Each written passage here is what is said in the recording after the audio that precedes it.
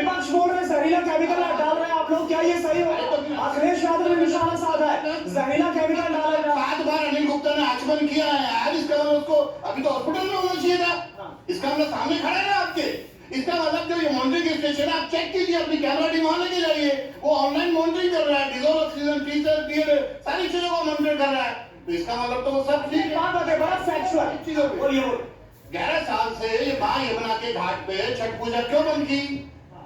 आज तक का विजेता ये रेखा गुप्ता सरकार है, मोदी जी की सरकार है, जो मां यमुना के घाट पे आज पहली बार इनको दिक्कत क्या हो रही है कांग्रेस और आम आदमियों को कि यमुना घाट पे छठ पूजा कैसे हो गई, सनातन की फॉलोइंग कैसे होगी, कैसे करते हुए बुद्ध को दिवाली मना लेगी। तो ये सब इनको दिक्कत हो रही है। पर जब ठीक है, दिक्कत पर सवाल उठाए मैं आ रहा हूं अनुज जी, लेकिन अब मेरे साथ निवास शर्मा भी आ गए।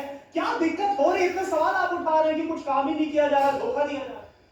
देखिए, दिक्कत हमें नहीं हो रही, दिक्कत दिल्ली वालों को हो रही है। और दिक्कत क्या हो रही है कि ये मास्क वाली सरकार आ गई है। ये लोग काम कुछ नहीं करेंगे, केवल एक हर चीज पे मास्क पहना देंगे कि अब बढ़िया हो गया, मान लो आप बढ़िया हो गया। हम ये कह रहे हैं कि आपको यमुना साफ करने के लिए कहा गया था, आपको 8 महीने यमुना साफ करने के लिए मिले, आप 100 कैमरा लेके यमुना के किनारे पहुंच जाते हैं और आप वहां पे नाटक करते हैं वो फावड़ा कस्सी चलाने का। आपने 10 महीने में क्या कॉन्क्रीट स्टेप उठाए हैं यमुना के लिए? छठ पूजा की क्या तैयारी करी आपने? आप कह रहे हैं कि दिवाली पे हम लोग बोल रहे हैं कि पटाखे चलाने से पोल्यूशन हो गया, हम लोग नहीं बोल रहे, आप ही लोग बोल रहे हैं। धर्म को बदनाम आप लोग ही कर रहे हैं। हम तो ये पूछ रहे हैं कि 10 महीने में सरकार ने विंटर एक्शन प्लान में क्या किया? आम आदमी पार्टी के अरविंद केजरीवाल जी की सरकार। अभी मैं आपको बताऊं, अभी निवाना पाए नहीं थे, डॉक्टर अनिल गुप्ता ने आचमन किया, इस पानी को पिया है ऑन कैमरा इनके हरियाणा के मुख्यमंत्री ने भी पिया था पानी। उसके बाद क्या किया उन्होंने, वो सबने देखा। यमुना का पानी पी के और यमुना में ही थूक दिया इन लोगों ने। ये तो वो लोग हैं, ये तो वो लोग हैं जो यमुना जी के नाम पे राजनीति करने वाले लोग हैं। और 44,000 करोड़ रुपए नमामि गंगे के नाम पे डकार गए ये लोग। ये लोग हमें बताएंगे। एक बात बताइए, कल हम सुन रहे थे कपिल मिश्रा जो कि दिल्ली सरकार के मंत्री हैं, उनकी तरफ से कहा गया बीते 5 साल से जो छठ पूजा हो नहीं पा रही थी यमुना के घाट पर, ये आम आदमी पार्टी की बहुत बड़ी साजिश थी, षड्यंत्र था, लेकिन अब आखिरकार बीजेपी सरकार आई और ये सब कुछ संभव हो पा रहा है। देखिए, ये वो खिलाड़ी है जो ये कहते हैं हम जब ही खेलेंगे जब अंपायर हमारा होगा। एलजी इनका, प्रधानमंत्री जी इनके, एनवायरमेंट मिनिस्टर इनका, होम मिनिस्टर इनका, जब हमारे प्रधानमंत्री बना दो, बनाने देंगे।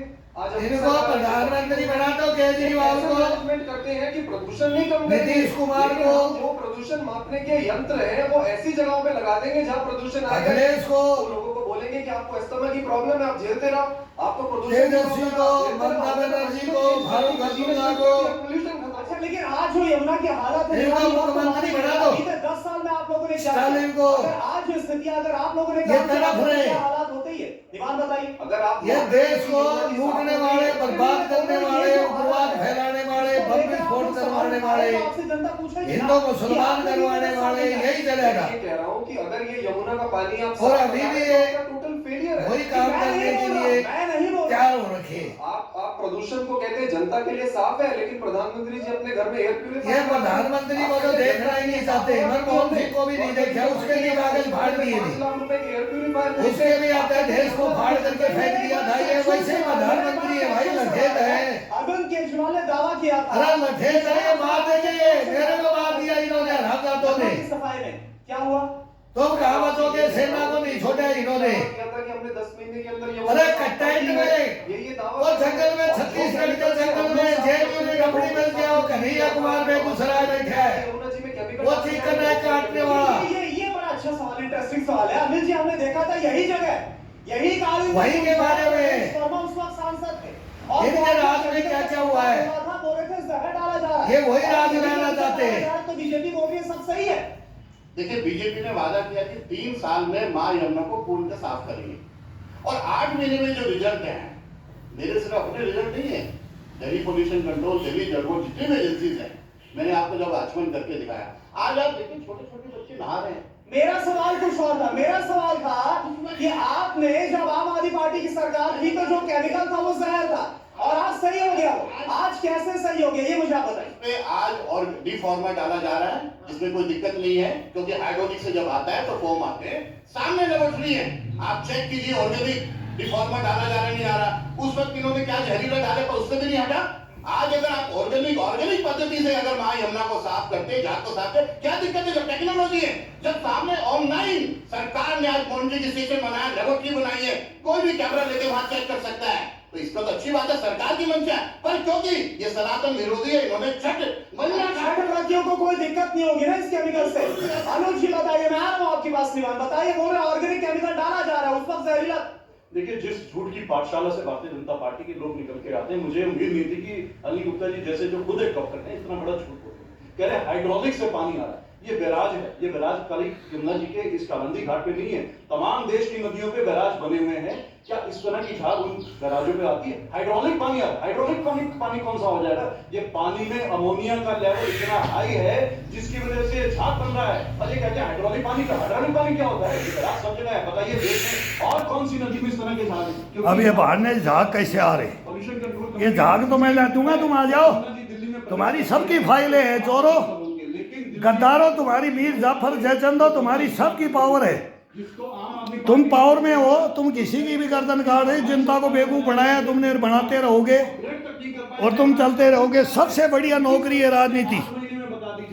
राजनीति कहीं भी, गली कुचों में भी राजनीति है, मोहल्लों गांव में भी राजनीति है, ब्लॉकों में भी, तहसीलों में भी, जिलों में भी, और फिर देश में भी राजनीति है। लेकिन राजनीति करो, लेकिन देश को बर्बाद करने के लिए।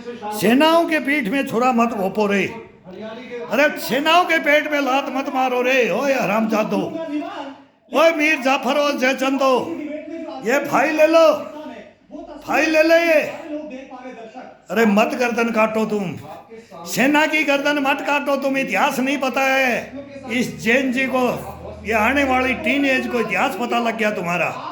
कुछ नहीं है, मैं सोशल मीडिया पे देख रहा हूँ, कोई नहीं जानता इतिहास। ये इतिहास वो दफन कर दिया इन्होंने, इतिहास हिंदुस्तान का वो इतिहास है हमारे पास, उन्हीं का है, उन्हीं का दिया हुआ है। वो मर गए, राजगुरु सुखदेव भगत सिंह गए, अरे गए, झांसी की रानी लक्ष्मीबाई, तात्या टोपे, नाना फडणवीस गए रे, गए। और लाला लाजपत राय लाठियों से पीट पीट के मार दिया, गए रे। खुदीराम बोस, सुभाष चंद्र बोस, चंद्रशेखर आजाद, अशफाक उल्लाह खान, कल ही उनका कोई याद नहीं किया, कोई याद नहीं करते, कोई याद नहीं करते। वो काकोरी कांड कोई याद नहीं करते हैं। ये किसने आज़ादी दिलाई? कोई नहीं। ये तो बगैर तलवार और खड़क तलवार और वो बोलता है ना जनरल बख्शी, थूक बखेरता है, इसको भी नहीं पता है। इसको सेना के बारे में ही नहीं पता है। ये हमारे जितने नोएडा के अंदर कॉफ़ी पीने जाते हैं, इनको सेना के बारे में ही नहीं पता। इनमें जनरल कर्नलों को ये बात कर ले, ये डिबेट कर ले, ये बहस कर ले, इनको सेना के बारे में, हिंदुस्तान के बारे में नहीं पता है। ये पिट्ठू है, ये दल्ले हैं, ये दल्ले हैं। ये खुद ही मेडल दे करके इंडिया गेट के सामने लाल किले पे बैठ जाते हैं। ये 26 जनवरी 15 अगस्त को इनके कारनामे देखो तो इनको वहां बैठने नहीं देना चाहिए। नो, मत बैठाओ इनको, मत बैठाओ। ये खून पसीने के लिए जो देश को सींचता है ना, उनको बैठाओ, इन रामजादों को मत बैठाओ, मत बैठाओ इनको। तुम्हारा रिकॉर्ड देखेंगे, अभी तुम्हारे को रिकॉर्ड दिखाऊंगा मैं।